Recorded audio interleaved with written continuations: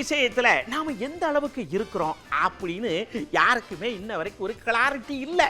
ஏன்னா திடீர்னு சில பேர் வாளியை தூக்கிட்டு தொடப்பத்தை தூக்கிட்டு வந்து சரட்டன்னு கூட்டுதாக தூய்மை பண்றோம்காரங்க. இந்த விஷயத்துல நீங்க என்ன நினைக்கிறேன்னு கேட்டோம். நாம தூய்மையா இருக்குமா இல்லையா அப்படின்னு மக்கள் அழகா தூய்மையா பெருக்கி எடுத்து நமக்கு பதில சொல்லியிருக்காங்க.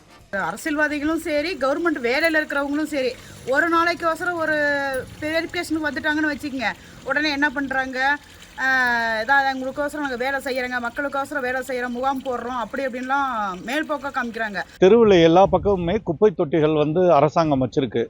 ஆனால் அந்த குப்பை தொட்டியில் போய் ப்ராப்பராக மக்கள் போடுறாங்களான்னா அது ஒரு கேள்விக்குறியாக தான் இருக்குது. நம்ம ஒரு பொருளை யூஸ் பண்ணோன்னா அதுக்கான வேஸ்டேஜ் குப்பை தொட்டியில் போடணும்னு சொல்லி நமக்காகவே இருக்கணும். அது யாரும் நம்ம சொல்லணுன்ற அவசியம் இல்லை. பிளாஸ்டிக் ஒழிக்கணுன்றாங்க இல்லையா, அதை ஒழிக்காத வரைக்கும் குப்பை இருந்துகிட்டே தான் இருக்கும். அதாவது பேருக்கு செய்யாமல் தினந்தோறும் அந்தந்த குப்பையில் அங்கங்கே ஒதுக்கப்பட்ட இடத்துக்கு சரியான முறையில் மக்களை விழிப்புணர்வு பண்ணி அதோட குப்பையில் அங்கங்கே ஒதுக்கப்பட்ட இடத்துக்கு சரியான இதை குப்பையை கொண்டு போட்டால் போதும். வாரந்தோறும் இல்லைன்னா மாதந்தோறும் விழிப்புணர்வு பண்ணணும். தூய்மை பணி செய்தாங்கன்னா ஒரே ஒரு நாள் மட்டும் செஞ்சுட்டு அவங்க அந்த அரசியல் லாபத்துக்கு வேண்டி தான் போய்கிட்டு இருக்காங்க. எல்லா பக்கமும் கிராமப்புறம் கூட நம்ம தூய்மையாக இருக்குது, நகர்ப்புறம் தான் நம்ம தூய்மை சீர்கடை இருக்குது.